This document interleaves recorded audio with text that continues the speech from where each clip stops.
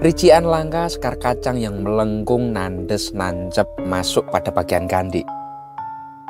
Kebanyakan memang sempono bungkem pada umumnya sekar kacang hanya gelung dan hanya menyentuh bagian gandhi saja.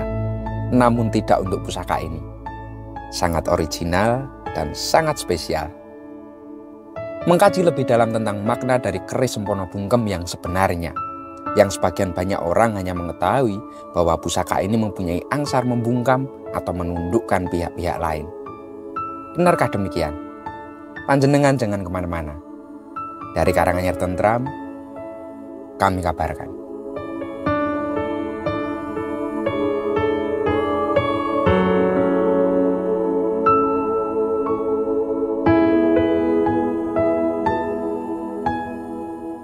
Busananya nyatrio dan gemerlap. Ladrang Surakarta dengan bahan kayu trembalu. Seratnya itu yang nginden membuat penampilannya itu gemebiar dan sangat indah. Dipadukan dengan pendok belewah polos dari bahan tembaga yang cukup tebal. Maka secara keseluruhan ia nampak begitu gagah, mewah, dan pastinya tutut hati.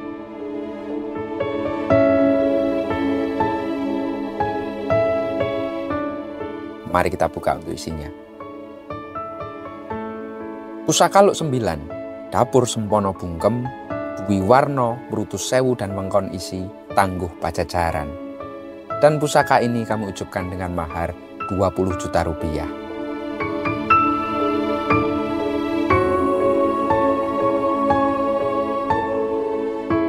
Dari sisi estetikanya, hal ini yang paling menarik, bahwa ricikan kembang kacangnya itu bungkem. Monggo dibersani saja, ujungnya itu menyatu dengan pandes pada gandiknya. Era-era sekarang ini sudah cukup sulit mendapatkan pusaka yang original seperti ini. Kebanyakan di luar sana memang cara kebetulan hanya menempel pada bagian gandik saja. Dan cukup banyak pula yang dipaksakan menempel, supaya bisa disebut dengan bungkem sehingga membuat nilai dari pusakanya itu bertambah.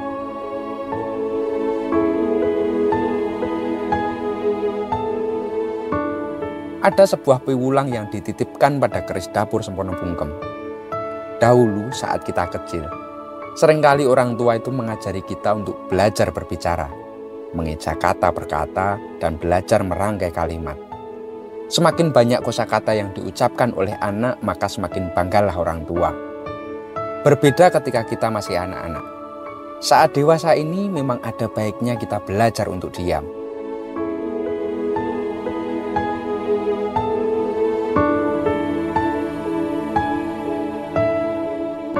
Ada pitutur orang tua pada zaman dahulu. Ojo mung meneng yen lagi kesusahan wae.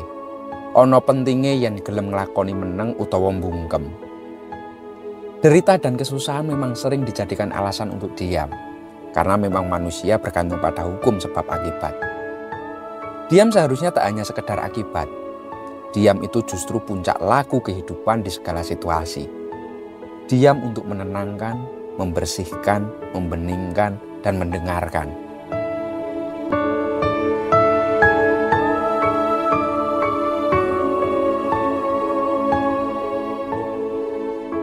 Ternyata diam itu mengandung kehendak refleksi, bahwa diam itu seolah kesabaran, diam itu mengajarkan mawas diri, dan diam itu mengejawantahkan diri.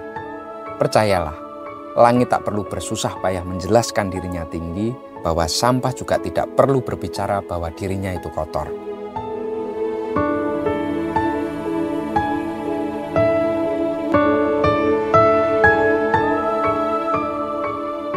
Dari beberapa buku dapur keris, bahwa dapur sempono bungkem memang sangat cocok dimiliki, terutama yang berprofesi sebagai politikus, hakim, jaksa, pembela, atau penasihat hukum. Juga mereka yang berprofesi sebagai pejabat yang ingin mempengaruhi lawan bicaranya. Sehingga sederhananya, lawan bicara ataupun lawan politik bisa dibungkam, diam, dan sesuai dengan kehendaknya. Wallahu a'lam.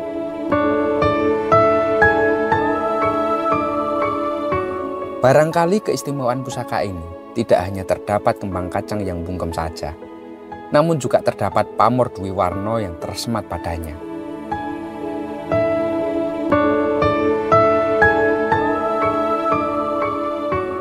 Pamor Dwi Warna merupakan istilah yang ditujukan untuk menyebut keris yang pada satu sisi bilahnya memiliki dua macam motif pamor dominan yang berlainan motifnya. Pada pusaka ini terdapat dua macam pamor, yakni pamor Mrutu Sewu dan pamor Wengkon Isi pada sisi bilah satunya. Cukup unik, langka, dan otentik.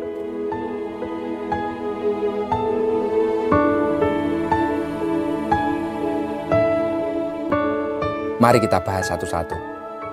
Pamor dengan bentuk utama berupa bulatan-bulatan yang tersebar dengan perpaduan bulatan besar dan kecil yang melambangkan hujan dengan ribuan air yang turun dari langit sehingga terbentuk mirip sebuah lukisan yang indah menawan. Pamor Mrutu Sewu hampir mirip dengan pamor Udan Mas. Sama-sama bermotif seperti kumpulan titik-titik air hujan yang turun membasahi bumi. Namun pada pamor Hujan Mas, titik-titik air yang besar motifnya beraturan. Sedangkan pada pamor Mrutu Sewu tidak memiliki aturan yang kaku, sehingga bentuk pamor Mrutu Sewu cenderung lebih luwes dan impresif.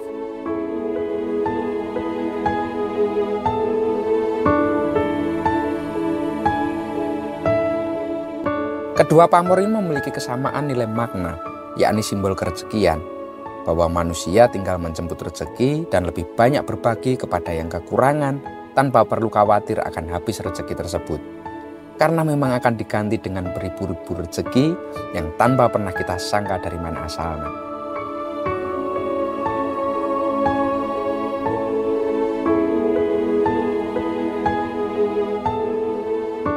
Sedangkan sisi bilah lainnya adalah pamor Wengkon Isen.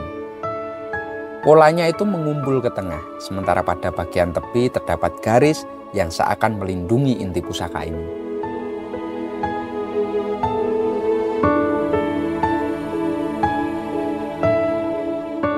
Pamor Wengkon Isi merupakan pamor berbentuk garis yang membingkai sepanjang bilah keris. Garis ini berfungsi sebagai simbol perlindungan. Dalam filosofi Jawa, batasan ini melambangkan perisai yang melindungi pemiliknya dari mara bahaya dan bahkan dari niat buruk orang lain.